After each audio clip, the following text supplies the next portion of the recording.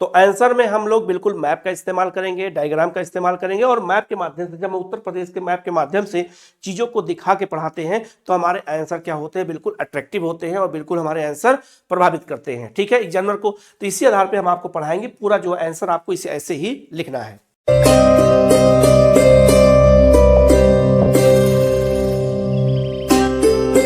क्यों का yes compose your dream. Hello दोस्तों, क्विक आईएएस यूट्यूब चैनल पे आपका स्वागत है। आज के वीडियो हम लोग उत्तर प्रदेश स्पेशल जो है पढ़ेंगे, 5 नंबर पेपर पढ़ेंगे। उत्तर प्रदेश स्पेशल 5 और 6 पेपर दो नए ऐड किए गए हैं, सबको पता होगा। 5 और 6 पेपर ऐड किए गए हैं ऑप्शनल के स्थान पर। ठीक है, तो उत्तर प्रदेश स्पेशल में हम लोग 5 पेपर पढ़ेंगे, क्योंकि उत्तर प्रदेश मेंस का जो पेपर है 2025 का, उसके लिए टाइम अब बहुत कम बचा है, डेट भी आ चुकी है। तो हमारा जो उद्देश्य है कि 5 पेपर को बिल्कुल यूनिट बाय यूनिट आपको जो है एक टॉपिक वाइज आपको बिल्कुल हम पढ़ा दें। तो ये याद रखिएगा, उत्तर प्रदेश स्पेशल जो 5 पेपर है ये बहुत महत्वपूर्ण है और 6 पेपर महत्वपूर्ण है, क्योंकि जो मेरिट बनती है इन 2 पेपरों से बनती है। और हमारा उद्देश्य है कि हम आपको पूरा कैसे पढ़ाएंगे, तो याद रखिएगा पूरा हम डायग्राम और मैप और माइंड मैपिंग के आधार पे पढ़ाएंगे। ठीक है, तो इस वीडियो में हम लोग याद रखिएगा जो आंसर है, आंसर कैसे लिखा जाए, किस पैटर्न पे लिखा जाए, आंसर लिखने की क्या जो है स्ट्रेटजी होनी चाहिए, हम इस पे चर्चा करेंगे और सारे क्वेश्चन भी हम आपको बताएंगे। जैसे इसमें हम माइंड मैपिंग के तहत ही आपको हम एक चीज बताएंगे, और माइंड मैपिंग के तहत बताते हैं तो आप जो मेंस के क्वेश्चन होते हैं वो जल्दी याद हो जाते हैं। दूसरा, इसमें हम डायग्राम का इस्तेमाल करेंगे और इसमें हम मैपिंग का इस्तेमाल करेंगे, खास करके यूपी के मैपिंग का। तो आप उत्तर प्रदेश के मैप को बनाना सीख लीजिएगा, घर पे लगातार आप प्रैक्टिस करेंगे तो उत्तर प्रदेश का मैप बन जाएगा। और जब हम मैप के माध्यम से कोई चीज बताते हैं, जैसा भी हम आपको आंसर में आगे बताएंगे भी, तो आपका आंसर क्या होगा, बिल्कुल अट्रैक्टिव होगा और बहुत अच्छा लगेगा, आकर्षक लगेगा। तो एग्जामिनर को लगेगा अच्छा, तभी वो नंबर आपको देगा। ठीक है, और उसमें हमें सारी बातों को डायग्राम के माध्यम से, पॉइंट के माध्यम से बताएंगे, तो बातें रिपीट नहीं होंगी। ठीक है, तो हम लोग शुरू करते हैं, एक एक क्वेश्चन को शुरू करेंगे और एक एक जो है क्वेश्चन के बारे में हम लोग डायग्राम और मैप के माध्यम से समझेंगे और आपको कैसे आंसर लिखना है ये भी बताएंगे हम। ठीक है, चलिए पहला क्वेश्चन आपका है, क्योंकि 5 नंबर पेपर में पहली जो यूनिट है वो उत्तर प्रदेश स्पेशल हिस्ट्री की है, जो प्राचीन काल से लेकर के आधुनिक काल तक है। इसीलिए याद रखिएगा, इस पहला जो क्वेश्चन है लिखा है कि उत्तर प्रदेश की पाषाण कालीन संस्कृति का संक्षेप में वर्णन करें। क्यों? क्योंकि जो क्वेश्चन आपको आंसर लिखना है या तो 150 शब्द में या फिर 200 शब्द में ही हमें आंसर लिखना है। ठीक है, ऐसी स्थिति में जो है क्या करना है, ऐसी स्थिति में उत्तर प्रदेश की पाषाण कालीन संस्कृति से जुड़े हुए क्वेश्चन पूछे जा सकते हैं। हो सकता है क्वेश्चन की भाषा बदल दे, तो जब भाषा बदल देगा तो लिखेगा कि प्राचीन उत्तर प्रदेश के प्रागैतिहासिक काल के प्रमुख स्थलों की जो है का विवरण दीजिए। तो चाहे वो पाषाण काल की बात करें और चाहे प्रागैतिहासिक काल की बात करें, दोनों बात एक ही है। आप कंफ्यूज मत होइएगा, क्योंकि एग्जामिनर शब्दों के साथ खेलता है आपको कंफ्यूज करने के लिए, तो हमें वहां कंफ्यूज नहीं होना है। अब यहां पर चाहे वो पाषाण काल हो और चाहे प्रागैतिहासिक काल हो, हमें एक ही बात समझ लेना है। दूसरा, क्वेश्चन कभी भी आए तो क्वेश्चन को पहले ध्यान से समझा जाता है कि क्वेश्चन पूछा क्या जा रहा है। ठीक है, दूसरा, क्योंकि वहां टाइम कम होता है, टाइम मैनेजमेंट करना बहुत जरूरी है। ठीक है, दूसरा, अब बात हो रही है केवल उत्तर प्रदेश की, तो हम पाषाण काल में केवल उत्तर प्रदेश तक सीमित रहेंगे। क्यों? क्योंकि पेपर ही उत्तर प्रदेश स्पेशल का है, इसीलिए हमें जो है बिल्कुल सावधानी से एक एक चीज को यहां पर देखना है। अब सबसे पहले हम बात करेंगे उत्तर का प्रारूप होना कैसा चाहिए। तो यहां देखिएगा, मैंने प्रारूप बिल्कुल बना दिया है। तो आपको क्या करना है, जब आप आंसर लिखेंगे तो सबसे पहले प्रारूप पे पाषाण काल में याद रखिएगा हम भूमिका के बारे में लिखेंगे 2 लाइन, मतलब कि केवल 20 शब्द में हम भूमिका बताएंगे, क्योंकि क्वेश्चन की लिमिट, शब्दों की लिमिट है इसमें। तो हम 20 शब्द में बताएंगे कि पाषाण काल कहते किसको है। तो जिस काल में मानव ने पत्थर का प्रयोग किया, ठीक है, उस काल को हम पाषाण काल कहते हैं। पाषाण काल उत्तर प्रदेश में, खास करके पूर्वी उत्तर प्रदेश में बेलन नदी घाटी के क्षेत्र में विस्तारित है।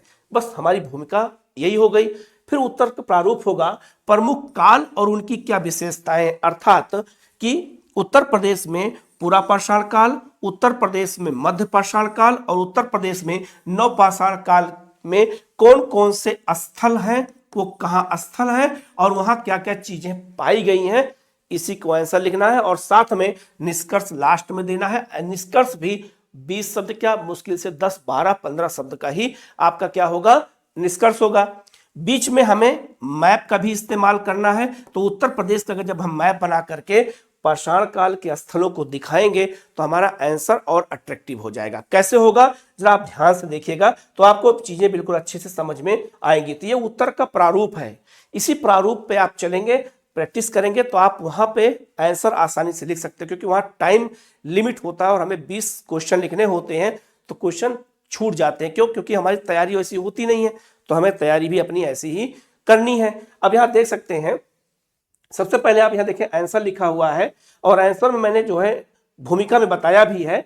आप देख सकते हैं लिखा कि पूरा पाषाण काल में मानव नदियों के किनारे गुफाओं में रहता था तथा शिकार और भोजन संग्रह का कार्य करता था। इस युग के अनेक स्थल उत्तर प्रदेश से प्राप्त हुए हैं। तो क्यों? क्योंकि आंसर उत्तर प्रदेश का है और उत्तर प्रदेश में बेलन घाटी में ये जो है ये पाए गए हैं और इलाहाबाद के प्रोफेसर जो है GR शर्मा ने जो है इसमें सबसे अधिक काम किया है। तो ये आपका आंसर का भूमिका हो गई।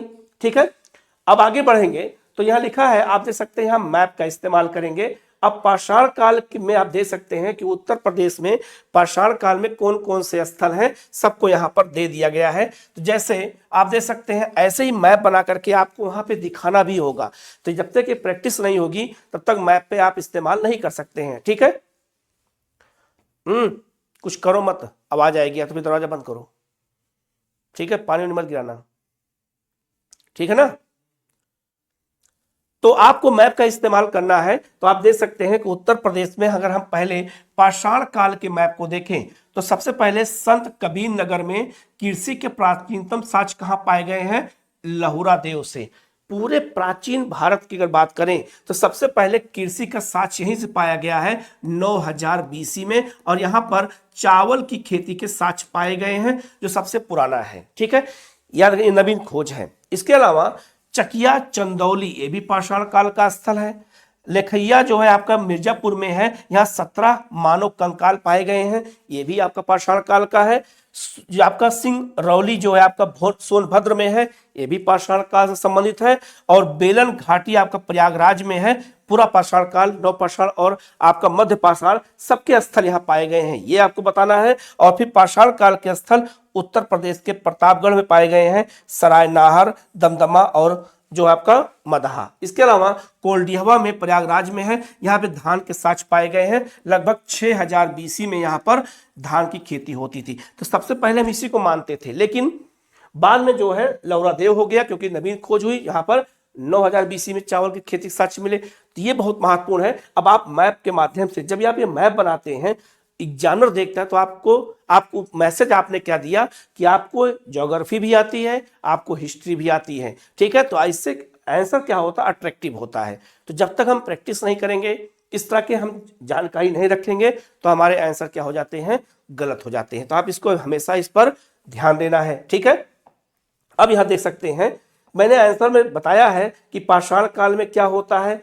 नवपाषाण काल में, सबको मैंने बता दिया। तो ये मैप जरूर बनाइएगा।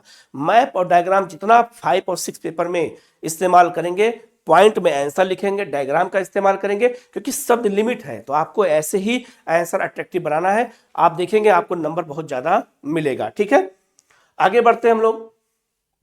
अब यहां लिखा है पूरा पाषाण काल। पूरा पाषाण काल में याद रखिएगा, अगर हम बात करें तो यहां लिखा है बेलन घाटी। बेलन घाटी याद रखिएगा जो प्रयागराज में है, यहां से पूरा पाषाण काल, नवपाषाण काल और आपका जो है मध्य पाषाण काल सबके साक्ष्य पाए गए हैं। ठीक है, अब आप देख सकते हैं लिखा है यहाँ पूरा पाषाण काल की तीनों अवस्थाओं को देखा जा सकता है।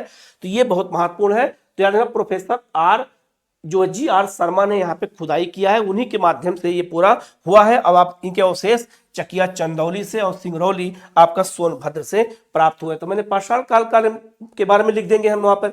ठीक है, जब पाषाण काल के बाद क्या आएगा आपका, दूसरा आपका मध्य पाषाण काल। अब मध्य पाषाण काल की बात करें तो मध्य पाषाण काल के स्थल जो पाए गए हैं ये उत्तर प्रदेश के प्रतापगढ़ जिले में पाए गए हैं। खास करके कहां पर, तो सराय नाहर राय से। ठीक है, यहां से 15 समाधान पाए गए हैं, 8 गर्त चूल्हे पाए गए हैं। हम इनकी जानकारी को वहां पर लिख देंगे।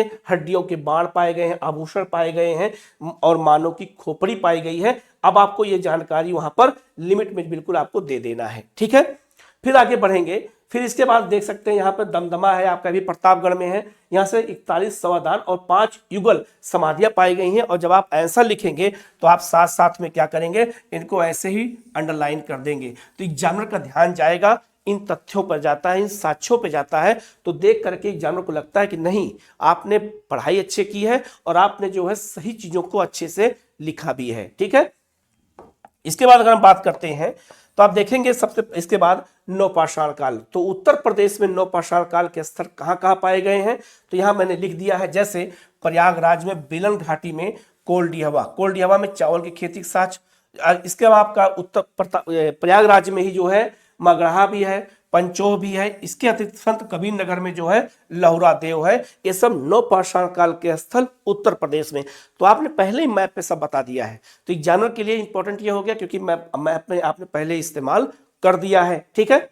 आगे बढ़ते हैं, अगर हम आगे बढ़ के देखते हैं, ये आंसर हो गया। अब बाद में हम क्या लिख देंगे, इसमें हम निष्कर्ष डाल देंगे। तो निष्कर्ष हमने केवल क्या लिखा है कि निष्कर्षता कहा जा सकता है कि उत्तर प्रदेश में पाषाण काल से संबंधित तीनों अलग अलग अवस्थाओं के अवशेष पाए गए हैं। इससे उत्तर प्रदेश की ऐतिहासिकता आज भी कायम है। तो पाषाण काल केवल उत्तर प्रदेश के संदर्भ में अगर आपसे क्वेश्चन पूछा जाए 5 नंबर पेपर में, तो आपको आंसर ऐसे लिखना है, ऐसे डायग्राम बनाना है, ऐसे ही मैप का इस्तेमाल करना है। अभी हम और भी क्वेश्चन चर्चा करेंगे तो आपको लगेगा कि नहीं आंसर हमें ऐसे ही लिखना है, हमें ऐसे ही डायग्राम का इस्तेमाल करना है, ठीक है। चलिए बढ़ते हैं। एक क्वेश्चन है दूसरा, बहुत महत्वपूर्ण क्वेश्चन है, हड़प्पा सभ्यता। आपको पता होगा कि हड़प्पा सभ्यता के कई नाम हैं। इसे हम कांस्युगीन सभ्यता कहते हैं, प्रथम नगरीय सभ्यता कहते हैं, सिंधु घाटी की सभ्यता कहते हैं। इसके अलावा हड़प्पा सभ्यता, सैंधो सभ्यता सब नाम से जानते हैं। लेकिन आपसे क्वेश्चन पूछा जाएगा कि यहाँ पे क्वेश्चन आप देखिए, क्योंकि आप पेपर 5 पढ़ रहे हैं, यूपी स्पेशल पढ़ रहे हैं, तो यूपी स्पेशल में उत्तर प्रदेश में किन किन स्थानों से हड़प्पा सभ्यता के अवशेष पाए गए हैं। अब यहाँ पे हड़प्पा तो 4 देशों में फैला हुआ है, खास करके अफगानिस्तान, पाकिस्तान और आपका इंडिया, 3 देशों में। लेकिन हड़प्पा सभ्यता का विस्तार उत्तर प्रदेश में कहां पर है, ये हमें देखना है, ठीक है।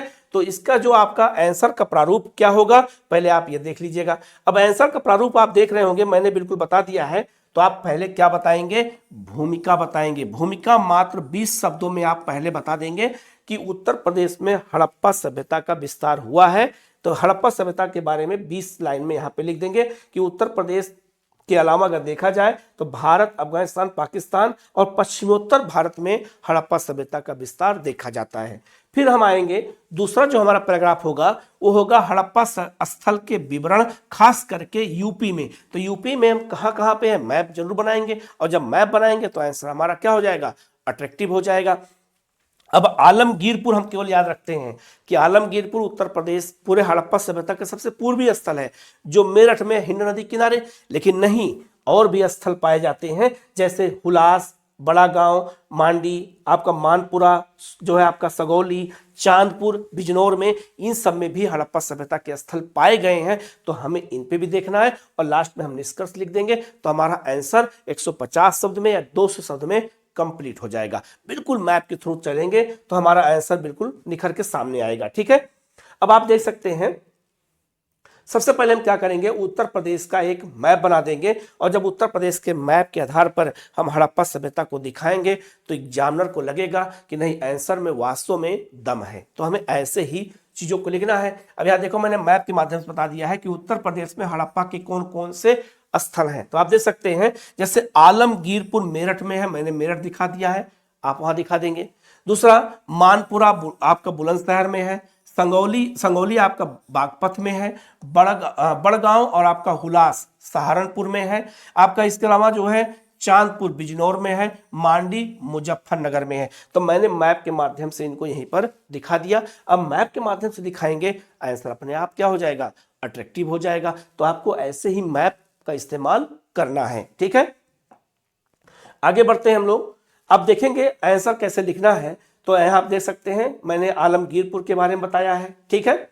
आप यहाँ देख सकते हैं आलमगीरपुर में क्या क्या पाया जाता है। तो मैंने बता दिया कि यह हड़प्पा सभ्यता का सबसे पूर्वी स्थल है। अब यहाँ देखो, मैंने आंसर पॉइंट में लिखा है। पॉइंट में लिखने से क्या होता है, बातें रिपीट नहीं होती हैं, और जब बात रिपीट नहीं होगी तो हमारा आंसर अच्छा होगा और एग्जामिनर को चेक करने में आसानी, हमको लिखने में आसानी। यही डिमांड है सिविल सर्विस में, कम शब्द में अधिक बातें करें। ठीक है। दूसरा, यमुना की सहायक हिंडन नदी के तट पर अवस्थित है। इसकी खोज 1958 में यज्ञदत्त शर्मा द्वारा किया गया है। यहाँ एक टीले में सिंधु सभ्यता के अवशेष पाए गए हैं। यहाँ मन के रोटी बनाने बेलने की चौकी, कटोरी, ये सब बर्तन पाए गए हैं। मैंने सब कुछ बता दिया। अब ये आलमगीरपुर क्या हो गया, लिख दिया मैंने, पॉइंट में आंसर कर दिया। फिर आगे बढ़ेंगे। आप देख सकते हैं हुलास के बारे में मैंने बताया कि सहारनपुर में है। मिट्टी के मन के, चूड़ियां, खिलौने, ये सब पाए गए हैं और यहाँ पर जो है ईंटों के बने अवशेष पाए गए हैं। फिर मैंने बताया आपका बड़गांव कहाँ पर है आपका, ये भी सहारनपुर में है। यहाँ पे मृदभांड, मिट्टी के बर्तन पाए गए हैं। मानपुरा में, बुंदेलखंड में, यहाँ बुलंदशहर में, यहाँ पर मन के खिलौने, चूड़ियां पाई गई हैं। मांडी मुजफ्फरनगर में है। यहाँ पर खेत से जुते हुए के दौरान भारी मात्रा में सोने के सिक्के, मिट्टी के बर्तन पाए गए हैं। फिर आपका संगौली है आपका बागपत में, यहाँ पे एक कब्र पाई गई है, हम इसके बारे में विवरण देंगे। ठीक है। इसके बाद हम आगे बढ़ेंगे तो आपका चांदपुर कहाँ पर है, बिजनौर में। यहाँ पर हड़प्पा कालीन ताम्र बर्तन पाए गए। तो मैंने पॉइंट में आंसर लिख दिया। अब इससे क्या होगा, मैप बना दिया, तो इससे हमारा आंसर अट्रैक्टिव बन गया। हमें अट्रैक्टिव आंसर ही लिखने हैं जिससे हमारे एग्जाम में जो है नंबर ज्यादा आए। ठीक है। तो आप इसका इस्तेमाल जरूर करिएगा जिससे आपके आंसर अच्छे हों। ठीक है। अब आते हैं, तीसरा क्वेश्चन है, ये क्वेश्चन बार बार पूछा जाता है। हड़प्पा, ये क्या कहते हैं, उत्तर प्रदेश में कुछ ऐसे सांस्कृतिक और ऐतिहासिक शहर हैं जैसे मथुरा, अयोध्या, प्रयागराज, वाराणसी, इनके सांस्कृतिक महत्व के बारे में भी आपसे क्वेश्चन पूछा जाएगा। ठीक है। तो देखेंगे आप, सबसे पहले अगर बात करते हैं तो लिखा है प्राचीन काल में, बहुत महत्वपूर्ण क्वेश्चन है, लिखा है कि प्राचीन काल में प्रयागराज के सांस्कृतिक महत्व का वर्णन करें। अब यहाँ प्रयागराज के हमें सांस्कृतिक महत्व को ही बताना है, तो हम क्या करेंगे, सबसे पहले हम उत्तर का प्रारूप हमारा कैसा होना चाहिए, तो सबसे पहले हम उत्तर प्रारूप ऐसे 3 भागों में उसको बांट देंगे। ठीक है। अब प्रारूप कैसा होगा, सबसे पहले हम भूमिका बताएंगे। तो भूमिका में हम क्या करेंगे, केवल प्रयागराज के सांस्कृतिक महत्व के बारे में थोड़ी जानकारी दे देंगे। फिर हम बताएंगे इसका सांस्कृतिक महत्व क्या है और महत्व को हम बिल्कुल एक एक पॉइंट में लिखेंगे और बाद में हम निष्कर्ष को दे देंगे, तो हमारा आंसर पूरा हो गया। अब आंसर लिखना कैसे, तो मैंने यहाँ देखो बताया है। पहले मैंने भूमिका बताई है कि प्रयागराज अपने गौरवशाली अतीत और वर्तमान के साथ भारत के ऐतिहासिक और पौराणिक नगरों में से एक है। यह हिंदू, मुस्लिम, सिख, जैन और ईसाई समुदायों के मिश्रित संस्कृति का शहर है और इसका प्रथम उल्लेख ऋग्वेद में हुआ है। ये आपका क्या हो गया, सांस्कृतिक महत्व की भूमिका हो गई, यही आपको बताना है वहां पर। ठीक है। अब हम आगे क्या देखेंगे, प्रयागराज का सांस्कृतिक महत्व क्या है। तो देखो मैंने बिल्कुल पॉइंट में आंसर लिखा है, यही आपको लिखना है। जैसे पहला पॉइंट क्या लिखा है मैंने, यहाँ के जल से जो है प्राचीन राजाओं का अभिषेक होता था। प्राचीन काल में जो चाहे दक्षिण भारत के राजा हो चाहे उत्तर भारत के राजा हो, प्रयागराज से जल मंगाया जाता था संगम का, तो वही से राजाओं का अभिषेक होता था। ठीक है। इसका उल्लेख कहाँ मिला है, वाल्मीकि के रामायण मिलता है, क्योंकि हमने साची बता दिया। दूसरा पॉइंट फिर मैंने क्या लिखा, यहाँ विशेष पर्व मकर संक्रांति, पोष जो है आपका पूर्णिमा, मौनी अमावस्या, बसंत पंचमी और महाशिवरात्रि आदि आयोजित किए जाते हैं। महाकुंभ का आयोजन होता है, उसमें अलग अलग स्नान होते हैं। ठीक है। इसके बाद मैंने क्या बताया, आप देख सकते हैं यहाँ लिखा है। फिर मैंने क्या अगला पॉइंट क्या लिखा है कि मत्स्य पुराण और आपका पद्म पुराण जैसे प्राचीन धार्मिक और पौराणिक ग्रंथों में इस शहर का उल्लेख किया गया है। किसका, प्रयागराज का।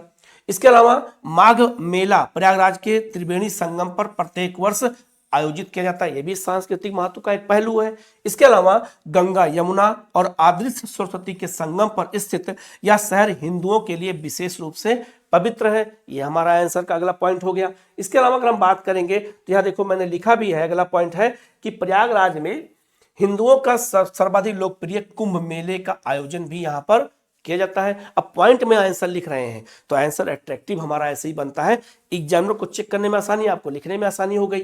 इसके अलावा यहाँ महान ऋषि भारद्वाज ऋषि, दुर्वासा आदि जो ऋषि हैं उनकी ज्ञान स्थली, एक कर्म स्थली होता है, ज्ञान स्थली होता है। इसके अलावा ह्वेनसांग के अनुसार हर्षवर्धन जो है प्रति 5वें वर्ष प्रयागराज में जो है आपका महामोच परिषद का आयोजन करवाता था, ये भी सांस्कृतिक महत्व का एक पहलू हो गया। और 1575 में संगम के जो है सामरिक महत्व किससे प्रभावित होकर के अकबर ने इलाहाबाद के नाम से इस शहर का नाम स्थापित किया था, जिसका अर्थ होता है अल्लाह का शहर। ठीक है, तो इलाहाबाद जो नाम प्रयागराज का दिया गया था वो अकबर ने दिया था। तो ये भी अपना आप में महत्व है, ये भी हमें जो है इस आंसर में लिख देना है। इसके अलावा और भी इसके देखा जाए, अब अगला क्वेश्चन आपका है वाराणसी का सांस्कृतिक महत्व। मैंने प्रयागराज के बारे में बताया, तो 150 शब्द में प्रयागराज के बारे में आंसर आया हुआ है, क्वेश्चन आया हुआ है, आप देखेंगे जाकर के प्रीवियस ईयर तो क्वेश्चन आ चुका है। ठीक है, अब हम बात करते हैं वाराणसी का सांस्कृतिक महत्व की अगर बात करते हैं तो आंसर का प्रारूप क्या होगा, मैंने यहां बता दिया है। क्या होगा प्रारूप इसका, आप देख सकते हैं। पहले हम यहां भूमिका लिखेंगे, भूमिका में हम केवल वाराणसी के सांस्कृतिक महत्व के बारे में बताएंगे कि ये इसके बारे में क्या बताएंगे कि वाराणसी जो आपका क्या कहते हैं महाजनपद काल में काशी की राजधानी थी। वरुणा और अस्सी के बीच में स्थित क्षेत्र को वाराणसी कहा जाता है। इसका नाम काशी और बनारस भी है, या यह गंगा नदी के किनारे स्थित है। यह शिक्षा और धर्म का प्रमुख केंद्र है। हिंदू धर्म आपका जो है क्या कहते हैं जैन धर्म और बौद्ध धर्म का महत्वपूर्ण केंद्र है। ये आपकी भूमिका हो गई। फिर सांस्कृतिक महत्व बताएंगे तो बौद्ध धर्म का, जैन धर्म का, शैव धर्म, क्योंकि यहाँ पर जो है क्या कहते हैं भगवान शिव का मंदिर भी है। इसके अलावा वैष्णव धर्म का महत्व बताएंगे और साथ में कबीर और तुलसी की कर्मस्थली है, इसको यहाँ जोड़ देंगे।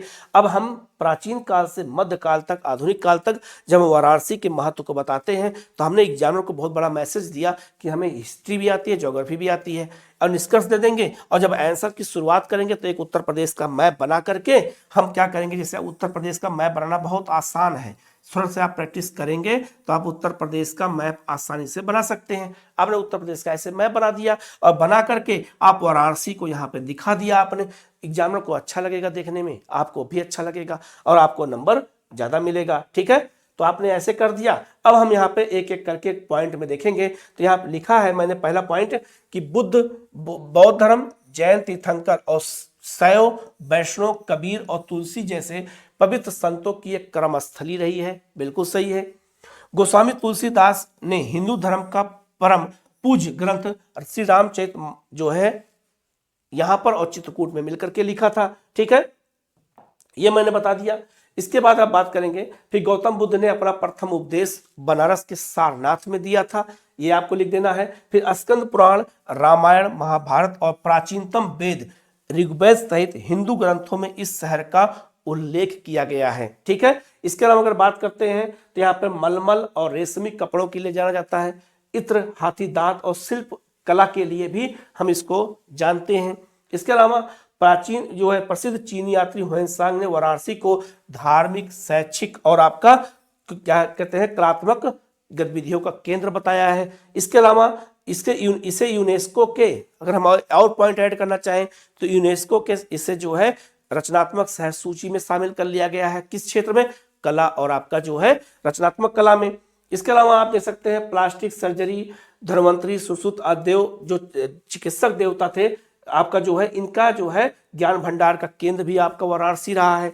इसके अलावा भगवान शिव के 12 ज्योतिर्लिंगों में एक काशी विश्वनाथ मंदिर भी यहीं पर स्थित है। ठीक है, ये हम बता देंगे। इसके अलावा अशोक का जो स्तंभ है, जो हमारे भारत सरकार का राष्ट्रीय चिन्ह है, वो भी यहीं पाया गया है, जो हमारे आज जो हमारा राष्ट्रीय चिन्ह बना हुआ है। तो यही सब महत्व हम जोड़ करके 6, 7, 8, 10 पॉइंट में लिख देंगे तो 150 वर्ड भी हो जाएगा हमारा आंसर भी, और हमारा आंसर अट्रैक्टिव होगा और हम मैप का इस्तेमाल भी इसमें करेंगे। ठीक है, आगे देखो यहाँ लिखा भी है कि बौद्ध धर्म का धमेक स्तूप, ये धमेक स्तूप याद रखेगा गुप्त काल का है। ठीक है, धमेक स्तूप जो आपका चौखंडी स्तूप यहाँ पर स्थित है।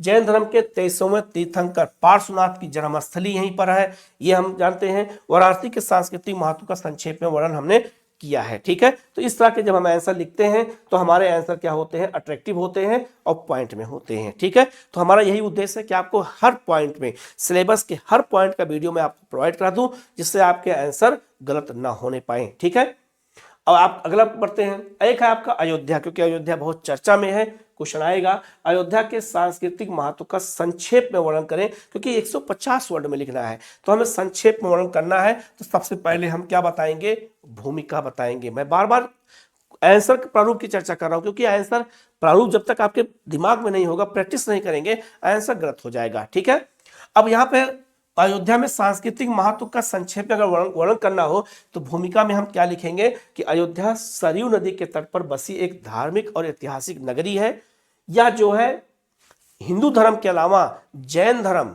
का भी महत्वपूर्ण केंद्र है। ठीक है, ये भी हम बताएंगे, क्योंकि जैन धर्म के जो पहले आपका तीर्थंकर थे उनका जन्म यहीं पर हुआ है, ऋषभ देव का। ठीक है, तो ये याद रखिएगा। इसके अलावा 3-4 और भी जो है आपका जैन धर्म के तीर्थंकर है जिनका जन्म अयोध्या में ही हुआ है। ठीक है, आगे बढ़ते हैं। अब यहां देख सकते हैं, ये मैंने आपको भूमिका बता दिया। भूमिका के बाद हम चलेंगे इसके महत्व की चर्चा करेंगे। तो महत्व में आप देख सकते हैं, पहला पॉइंट है, यह संतों की साधना भूमि रही है, जैसे स्वामी श्री रामचरण दास, स्वामी राम प्रसादाचार्य आदि।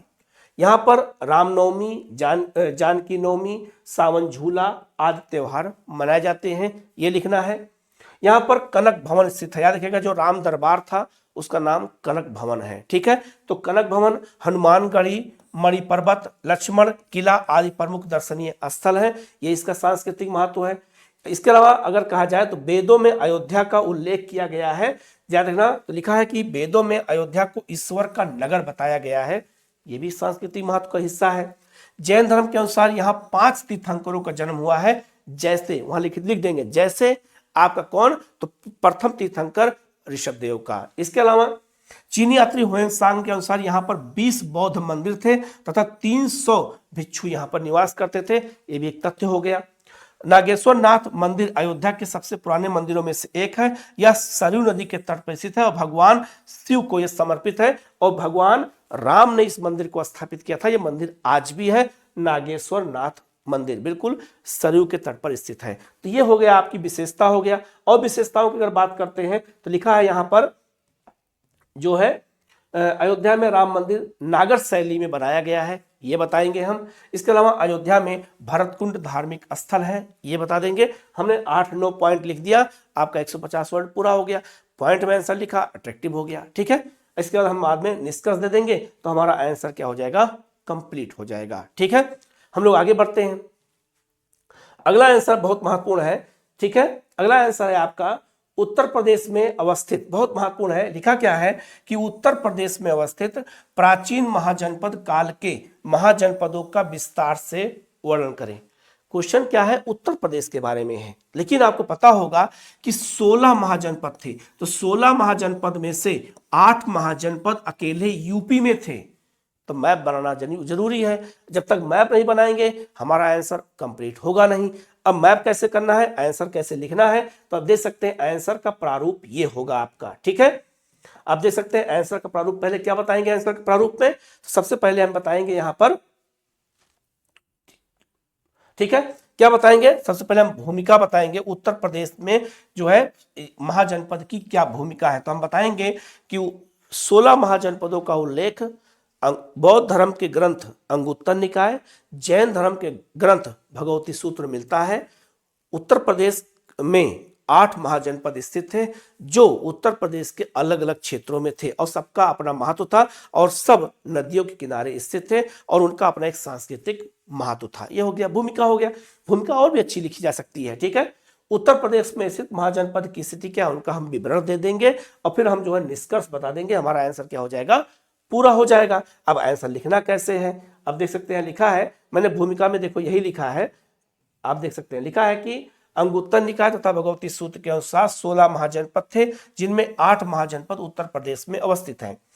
प्राचीन काल में गंगा के मैदान में स्थित उत्तर प्रदेश का क्षेत्र मध्य देश कहलाता था। इसके 8 महाजनपद अग्लिखित हैं। बस ये हमारी भूमिका हो गई। अब भूमिका के बाद हम चलेंगे तो सबसे पहले हम उत्तर प्रदेश का एक मैप तुरंत बना देंगे। मैप बनाना, डायग्राम बनाना बिल्कुल मत भूलिएगा। जितना आप टेस्ट देंगे, जितना आप मैप बनाएंगे, आप सुबह उठिए, चाय पीजिए, चाय पीते पीते आप उत्तर प्रदेश का मैप 3-4 बार प्रैक्टिस करिए, 5 बार प्रैक्टिस करिए, घूम के आते हैं मैप, क्योंकि आपको मेंस देना है, आपको सिलेक्शन लेना है, तो आपको ये सब काम करना पड़ेगा, नहीं तो आपके आंसर जो है अच्छे नहीं होंगे। जो बच्चा मैप बनाएगा वो नंबर ज्यादा पा जाएगा, इसलिए हमें इस पर गौर करना है। अब यहाँ उत्तर प्रदेश के 8 महाजनपद हैं, कौन कौन से हैं? तो कुरु राजधानी क्या थी? इंद्रप्रस्थ। सूरसेन राजधानी मथुरा, हमने मथुरा वाले में दिखा दिया। चेंदी की राजधानी सुक्तिमती बुंदेलखंड में। वश की राजधानी वैशाली आपका जो है कौशाम्बी, ये आपका जो है कहाँ पे? इलाहाबाद के पश्चिम में। काशी आपको पता है राजधानी कहाँ है इसकी? वाराणसी। मल्ल आपका गोरखपुर देवरिया क्षेत्र में। कौशल आपका अयोध्या क्षेत्र में। और पांचाल आपका जो है बरेली और आपका ये क्षेत्र में है। तो यह उत्तरी और दक्षिणी पंचाल था। अब ये 8 महाजनपद को मैंने मैप पे दिखा दिया। अब एग्जामिनर भी खुश, हमारा भी आंसर भी अच्छा, नंबर जाहिर सी बात है मिलेगा। तो 5वें 6ठे पेपर में लोगों को नंबर क्यों नहीं मिलता है? वो डायग्राम का इस्तेमाल करते ही नहीं है, मैप का इस्तेमाल करते नहीं है, फिर कहते हैं कि हमारा आंसर गलत हो गया, हमने लिखा तो बहुत अच्छा था। तो बहुत अच्छा लिखने का मतलब ये नहीं है, हमें स्मार्ट तरीके से लिखना है, हमें बहुत कूड़ा कबाड़ नहीं उसमें लिखना है, हमें बस उतना बात लिखनी है जितनी बात से हमारा आंसर कंप्लीट हो जाए। ठीक है, अब देखो यहाँ लिखा है सारे महाजनपदों का विवरण मैंने यहाँ दे दिया है। जैसे कौशल, ये अवध क्षेत्र में स्थित है, 2 राजधानियां साकेत अयोध्या और श्रावस्ती, और शतपथ ब्राह्मण में इसका उल्लेख है। फिर काशी का मैंने बता दिया, काशी वाराणसी क्षेत्र में है, प्राचीन काल में शिक्षा और शिल्पकला के लिए प्रसिद्ध था। फिर मैंने बता दिया मल्ल आपका गोरखपुर देवरिया क्षेत्र में, इसकी राजधानी पावक कुशीनगर थी। कुशीनगर में बुद्ध को महापरिनिर्वाण की प्राप्ति हुई थी। फिर चेंदी आधुनिक बुंदेलखंड में, राजधानी आपका सुक्तिमती। ठीक है, फिर मैंने बता दिया यहाँ का राजा कौन था, यहाँ राजा शिशुपाल था महाभारत काल में। ठीक है, ये बता दिया। फिर वह से आपका आधुनिक कौशाम्बी प्रयागराज में, राजधानी कौशाम्बी है, ये मैंने बता दिया।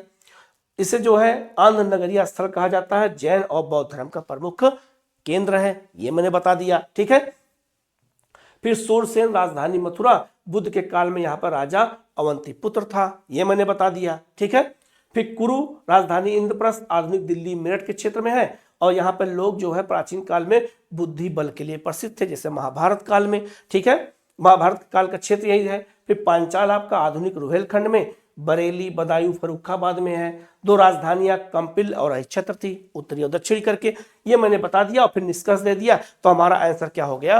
पूरा हो गया। तो आपको उत्तर प्रदेश स्पेशल में ही सीमित रहना है। ठीक है, हम लोग आगे बढ़ते हैं। नेक्स्ट क्वेश्चन आपका है, उत्तर प्रदेश में मौर्यकालीन वास्तुकला पर प्रकाश डालें। मौर्य काल में, और कहां की बात हो रही है? केवल उत्तर प्रदेश की बात हो रही है, उत्तर प्रदेश के अलावा और कहीं की बात नहीं हो रही है। तो उत्तर प्रदेश में हम ऐसा का प्रारूप कैसे रखेंगे? तो उत्तर प्रदेश में मौर्यकालीन वास्तुकला सबसे पहले लिखेंगे। हो सकता है एग्जाम में वास्तुकला के स्थान पर भवन निर्माण कला भी आपको दे सकता है, ये भी याद रखिएगा। ठीक है, तो वास्तुकला, इसको हम भवन निर्माण कला भी कहते हैं। ठीक है, अब हम मौर्य काल में अगर बात करते हैं, तो मौर्य काल में स्तूप बनाए गए थे और स्तंभ लेख बनाए गए थे। तो उत्तर प्रदेश में कहां कहां पाए गए हैं, ये इसका विवरण हम यहाँ पे दे देंगे। तो स्तूप है प्रयागराज में, पिपरहवा में, कौशाम्बी में, और आपका धमेक स्तूप है।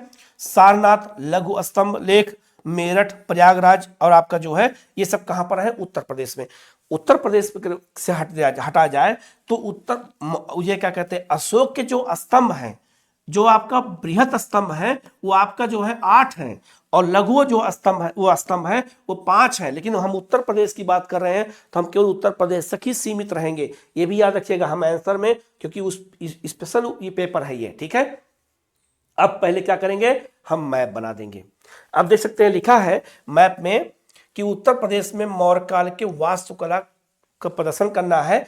तो सबसे पहले हम बताएंगे, मेरठ का मैप बना दिया मैंने। यहाँ मेरठ में अशोक का स्तंभ पाया गया है, कौशाम्बी में अशोक का स्तंभ पाया गया है, प्रयागराज में अशोक का स्तंभ पाया गया है, अरोरा लघु शिला लेख पाया गया मिर्जापुर में, सारनाथ स्तंभ लेख पाया गया है, यहाँ पर दिखा देंगे। पिपरहवा स्तूप सिद्धार्थनगर में मैंने यहाँ दिखा दिया।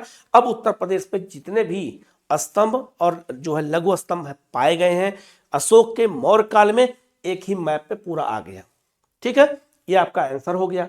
दूसरा अगर हम बात करते हैं, अब हम आएंगे आंसर की ओर। तो सबसे पहले हम स्तूप की बात करेंगे। तो स्तूप याद रखिएगा कौन कौन से स्तूप हैं मौर्य काल के। ठीक है, तो लिखा है पिपरहवा, श्रावस्ती, वाराणसी, कुशीनगर, मथुरा, कन्नौज, प्रयागराज, कौशाम्बी से प्राप्त होने का प्रमाण ह्वेंत्सांग ने अपनी कृति में दिया है। ह्वेंत्सांग जब आया था तो उसने बताया था कि इन स्थानों पर आपके क्या है, स्तूप पाए गए हैं।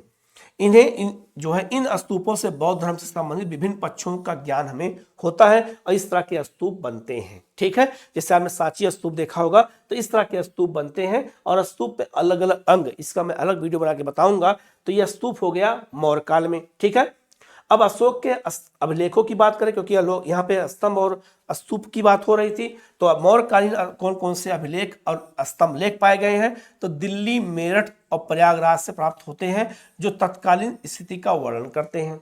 सारनाथ लघु स्तंभ संघ भेद से संबंधित है, जिसमें कहा गया है कि जो भी संघ में भेद डालने की कोशिश करेगा उसे श्वेत वस्त्र पहना करके अलग कर दिया जाएगा, ये बताया गया है। ठीक है, अब यहाँ मैंने जो है क्या किया, डायग्राम का इस्तेमाल किया है। मैं बार बार यही बोल रहा हूँ, डायग्राम मैप इस्तेमाल जरूर करना है। अब आप देख सकते हैं सारनाथ स्तंभ लेख की विशेषता क्या है, तो एकाश्म पत्थर से निर्मित है, मतलब कि जितने भी स्तंभ बनाए गए हैं अशोक के सब एक ही पत्थर से बनाए गए हैं, अलग अलग पत्थरों को जोड़ के नहीं बनाया गया है। दूसरा, इन पत्थरों पर जो ये स्तंभ बनाए गए हैं इन पर सिंह का, बैल का, घोड़ा का, हाथी, पशुओं का अंकन है।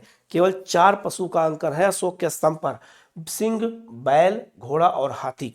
ठीक है, ये याद रखिएगा। घोड़े को चलायमान दिखाया गया है। 24 तीलियों का चक्र है। भारतीय राष्ट्रीय का प्रतीक है ये, और शक्ति का प्रतीक सिंह है, जो चारों सिंह है उस शक्ति का प्रतीक है। ये भी याद रखिएगा। चारों दिशाओं में अशोक का साम्राज्य फैला हुआ था। ठीक है, इसीलिए सारनाथ में इसको लगाया गया था। ठीक है, आगे बढ़ते हैं। इस तरह से अपना आंसर हमें लिखना है। इसके अलावा अगर और हम स्तूपों की बात करते हैं, स्तंभों की बात करते हैं, तो ये भी याद रखिएगा कि अशोक के और कौन कौन से स्तंभ कहाँ कहाँ पाए गए हैं, तो लघु स्तंभ लेख सारनाथ में, कौशाम्बी से प्राप्त हुए हैं। ठीक है, सारनाथ में प्राप्त धमेका और चौखंडी स्तूप दोनों पाए गए हैं। मेरठ स्तंभ लेख को फिरोज शाह तुगलक द्वारा दिल्ली लाया गया था। ठीक है, अब बृहद स्तंभ लेख मेरठ और प्रयागराज से प्राप्त हुए हैं। उत्तर प्रदेश में अशोक के लघु शिलालेख अरोरा, मिर्जापुर से प्राप्त हुए हैं। तो मैंने जो मैप पे बताया था मैंने वही चीज को लिख दिया। हम उत्तर प्रदेश तक सीमित थे, हमने आंसर को कंप्लीट कर दिया, यही हमारा आंसर है। ठीक है, और बाद में निष्कर्ष लिख देंगे कि मौर्यकालीन वास्तुकला उस समय के तत्कालीन विकास तकनीक का सुंदर वर्णन प्रस्तुत करता है, क्योंकि जो तकनीक इस्तेमाल की गई थी अशोक के स्तंभों में जानवरों के आकृतियों को बनाने में, वो आज भी नहीं मिलती है, क्योंकि जो चमक उस समय थी वो चमक आज भी वैसे ही बरकरार है। इसका मतलब है कि उस समय की तकनीक बहुत उच्च रही होगी जो आज भी कायम है। ठीक है, तो इसीलिए हमें जो है ऐसे आंसर को वहां पे लिख देना है। आगे बढ़ते हैं। अगला आंसर आपका है उत्तर प्रदेश में अशोक। बहुत इंपॉर्टेंट क्वेश्चन है, देखो लिखा है उत्तर प्रदेश में पाए गए प्रमुख अभिलेखों का विवरण दीजिए। किसका? अशोक के। अशोक के प्रमुख कौन कौन से अभिलेख हैं जो उत्तर प्रदेश में पाए गए हैं? तो आंसर प्रारूप पहले क्या होगा, पहले हम भूमिका लिखेंगे, और भूमिका 2 लाइन से ज्यादा नहीं लिखेंगे, 20 वर्ड से। तो क्या लिखा है भूमिका में कि प्राचीन भारतीय इतिहास में अशोक पहला ऐसा शासक था जिसने अभिलेखों के माध्यम से अपनी प्रजा से संबंध स्थापित किया और इन्हीं अभिलेखों के माध्यम से अपने शासनादेश जारी किया। तो जो शासनादेश था, जो जनता को बताना था, वही अभिलेखों में लिख करके और जगह जगह पे लगा दिया गया था, वही है अभिलेख, वही उसका शासनादेश था। ये मैंने भूमिका बता दिया। भूमिका में के बाद हम चलेंगे तो उत्तर प्रारूप में मैंने भूमिका बताया।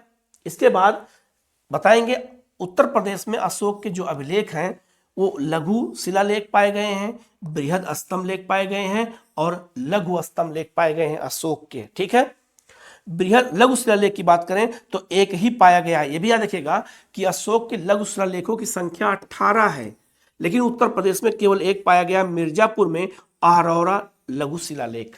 ये तथ्य है, ये हमें लिखना पड़ेगा वहां पे। ठीक है, बृहद स्तंभ लेख 8 पाए गए हैं, तो उत्तर प्रदेश में 2 पाया गया, मेरठ और प्रयागराज में।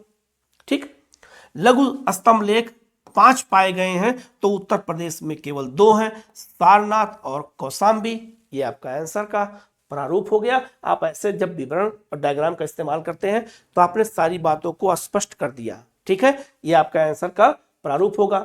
फिर हम मैप बना देंगे और मैप बना करके हम अशोक के स्तंभों को सबको यहाँ दिखा देंगे। तो लिखा है अशोक के अभिलेख कहाँ कहाँ पाए गए हैं। अभी मैंने बताया बृहद स्तंभ मेरठ में, बृहद स्तंभ प्रयागराज में, कौशाम्बी में लघु शिलालेख, आपका सारनाथ में लघु शिलालेख और अहरौरा में शिलालेख पाया गया है लघु शिलालेख। ये आपका मैप हो गया। तो मैप का इस्तेमाल करेंगे, नंबर ज्यादा मिलेगा। ठीक है, आगे बढ़ते हैं हम लोग।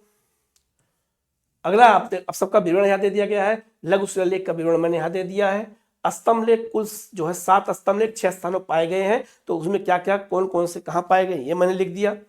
फिर लघु शिलालेख कौन कौन से हैं ये मैंने लिख दिया यहाँ पर, तो उत्तर प्रदेश में, और निष्कर्ष डाल दिया। ये बहुत महत्वपूर्ण, एक आपका जो है कौशाम्बी, एक आपका जो है सारनाथ, मैंने बता दिया। ये आपका आंसर प्रारूप हो गया। ऐसे ही आपको आंसर वहां पर लिखना है। ठीक है, आगे बढ़ते हैं।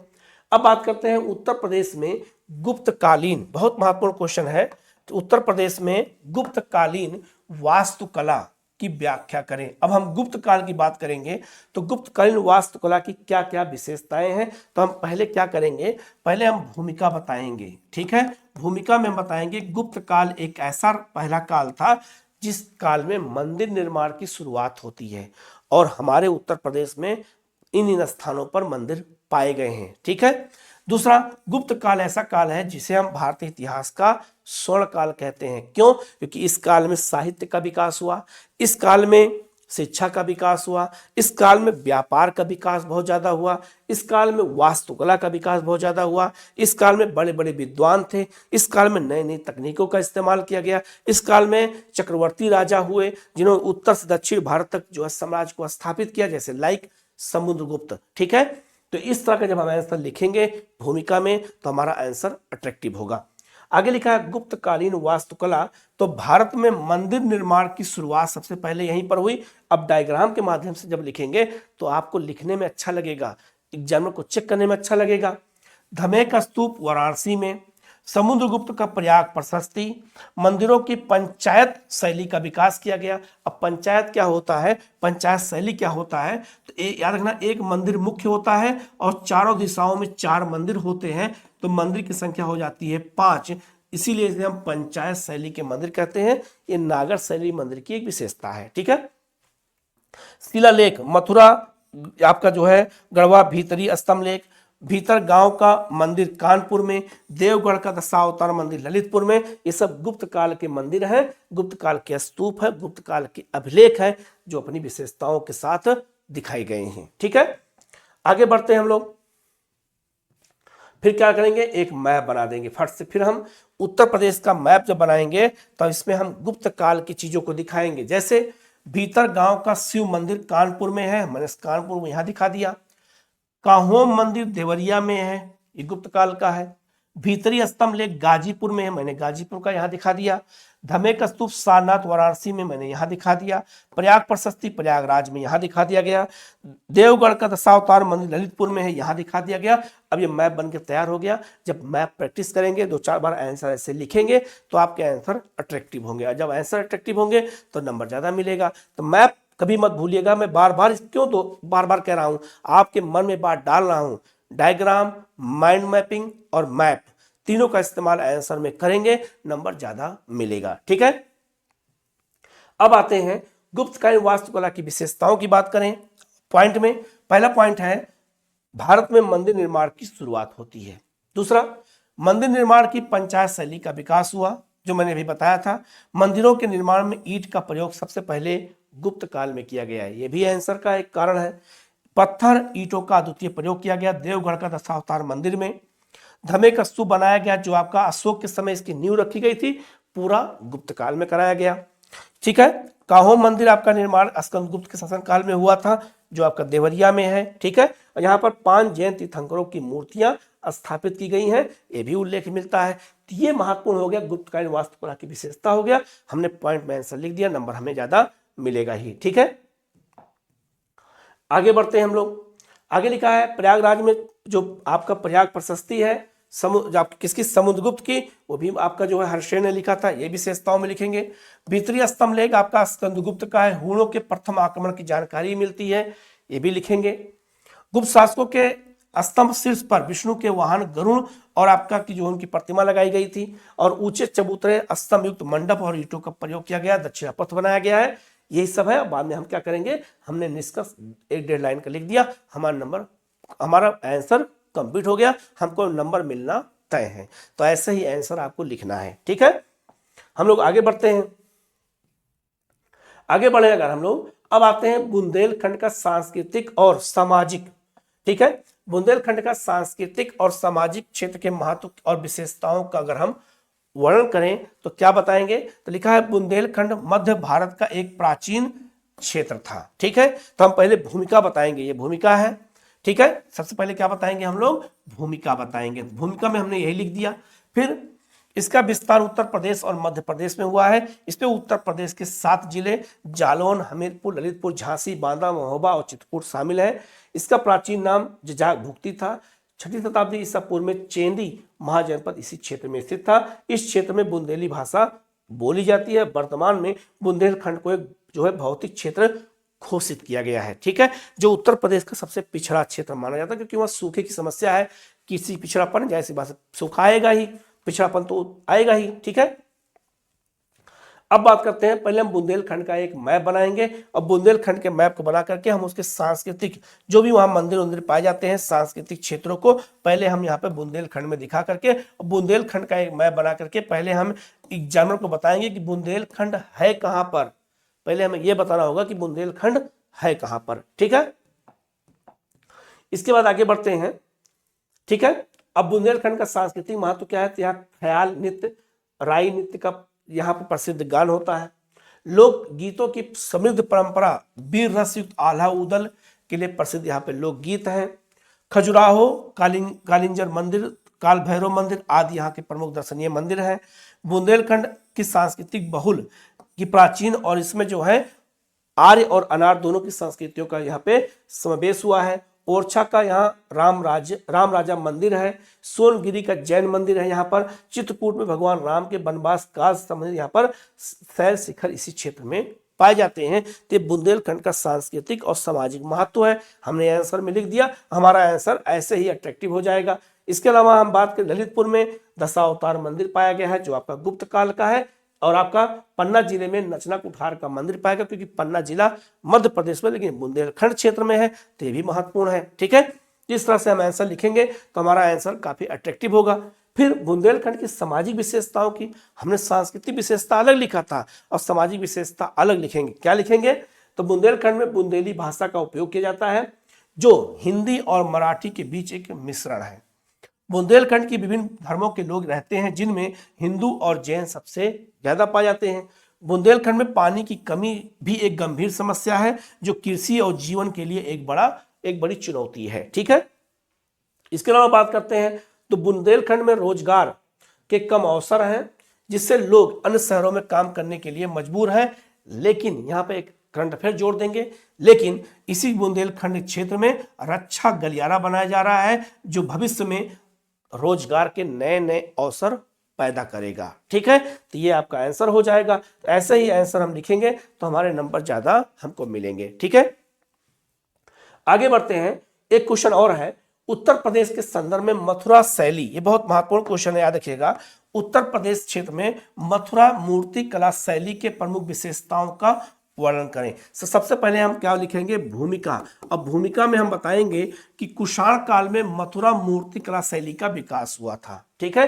तो याद रखिएगा, कुषाण काल में मूर्ति कला शैली का 2 जगह विकास हुआ था, एक मथुरा में, एक गंधार में। लेकिन चूंकि हम उत्तर प्रदेश के बारे में पढ़ रहे हैं तो हम यहाँ पर केवल मथुरा तक सीमित रहेंगे, ठीक है।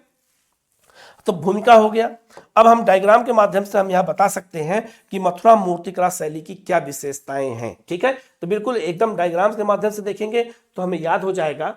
देखिए लिखा हुआ है कि मथुरा मूर्तिकला शैली में निर्मित मूर्तियां कौन है, भगवान बुद्ध की प्रथम मूर्ति यहीं पर निर्मित की गई थी। ये सबसे महत्वपूर्ण पॉइंट है कि भगवान बुद्ध की पहली मूर्ति यहीं बनाई गई थी। हिंदू देवी देवताओं की मूर्तियों का निर्माण भी इसी क्षेत्र में किया गया, ठीक है। जैन तीर्थंकरों की महावीर स्वामी की मूर्ति बनाई गई। यक्ष और यक्षिणी की प्रतिमाएं यहाँ बनाई गई। कनिष्क की सिर विहीन प्रतिमा बनाई गई, ये इसकी अपनी विशेषताएं है, ठीक है। तो कौन कौन सी मूर्तियां बनाई गई पहले हम ये बताएंगे, ठीक है। फिर हम क्या बताएंगे, इसकी विशेषताओं की बात करेंगे। तो याद रखिएगा कि बुद्ध की पहली मूर्ति मथुरा कला शैली में निर्मित की गई, ये बहुत महत्वपूर्ण पॉइंट है। ठीक है। दूसरा, मथुरा मूर्ति कला शैली का विकास कुषाण काल में हुआ है, हमने दूसरा पॉइंट आंसर डाल दिया। तीसरा पॉइंट, मथुरा मूर्ति कला में संस्कृति, धर्म और कला की त्रिवेणियों का हमें दर्शन होता है। मथुरा शैली का क्षेत्रीय विस्तार अहिच्छत्र, श्रावस्ती, वाराणसी और कौशाम्बी तक प्राप्त होते हैं। जब मथुरा में मूर्ति कला का निर्माण होने लगा तो इसका विस्तार पूरे यूपी में फैल गया। तो मुख्य रूप से देखा गया अहिच्छत्र आपका मेरठ के पास है, श्रावस्ती, वाराणसी में भी मिट्टी की मूर्तियां और धर्म की से संबंधित मूर्तियां बनने लगी। किससे? मथुरा से प्रभावित होकर के। इस शैली में लाल बलुआ पत्थर का प्रयोग किया गया, ये बहुत महत्वपूर्ण है। तो मथुरा जो मूर्ति बनाई गई बुद्ध की या किसी धर्म की, तो उसमें याद रखिएगा मुख्य रूप से क्या किया गया, तो उसमें लाल बलुआ पत्थर का उपयोग किया गया। ठीक है। आज यही लाल बलुआ पत्थर से क्या बना है, आपका लाल किला बना है। जो इसके अलावा कहा जाए तो राष्ट्रपति भवन बना है। हमारा जो नया पार्लियामेंट, पुराना पार्लियामेंट है, वो भी किससे बना है, तो लाल बलुआ पत्थर से ही बना हुआ है। ठीक है। ये याद रखना, कहाँ पाया जाता है, ये आपका उत्तर प्रदेश के चुनार मिर्जापुर में पाया जाता है। इसके अलावा भगवान बुद्ध की अधिकांश मूर्तियों में आभा मंडल दिखाया गया। आभा मंडल क्या होता है, मान लीजिए कोई आप देखिएगा, कोई भगवान की अगर आपके घर में तस्वीर होगी तो देखा होगा, अगर जहाँ पे चेहरा होता है उसी के पीछे एक जो है सूरज की तरह एक जो है वहां पर प्रकाश में दिखाया जाता है, उसको आभा मंडल कहते हैं। तो भगवान बुद्ध की मूर्तियों में आभा मंडल को मथुरा में ही दिखाया गया है। जब ये सब हम पॉइंट में लिखते हैं तो एग्जामिनर को लगता है कि नहीं, इन्होंने हिस्ट्री को बहुत डीपली पढ़ा है, अच्छे से पढ़ा है। इसके अलावा भगवान बुद्ध की विविध जो है रूपों, आसन की बैठी हुई मूर्ति, भूमि स्पर्श मुद्रा, अभय मुद्रा, धर्म चक्र परिवर्तन मुद्राओं में भी मूर्तियों का निर्माण किया गया। अलग अलग अवस्थाओं में जो बुद्ध बैठते थे उनकी अलग अलग मूर्ति भी हमें कहाँ मिलती है, मथुरा में मिलती है। तो ये मथुरा कला शैली बहुत महत्वपूर्ण है। कुषाण काल में इसका विकास हुआ था। तो उत्तर प्रदेश के संदर्भ में एक क्वेश्चन आपसे एग्जाम में पूछा जा सकता है। ठीक है। तो आज की जो ये वीडियो है, मैंने इसमें उत्तर प्रदेश से जुड़े हुए इतिहास के, वास्तुकला, इसके अलावा जो है आपका जो सांस्कृतिक महत्व की चीजें हैं वो मैंने बताया है। इसके अलावा जो वीडियो अगला आएगा उसमें हम इसके आगे बढ़ेंगे और सिलेबस के एक एक टॉपिक की हम यहाँ पे चर्चा करेंगे। तो वीडियो को आप लोग पूरा जरूर देखिएगा। कहीं कोई डाउट हो तो आप कमेंट करके पूछिएगा, उसका जवाब आपको दिया जाएगा। Okay, thank you.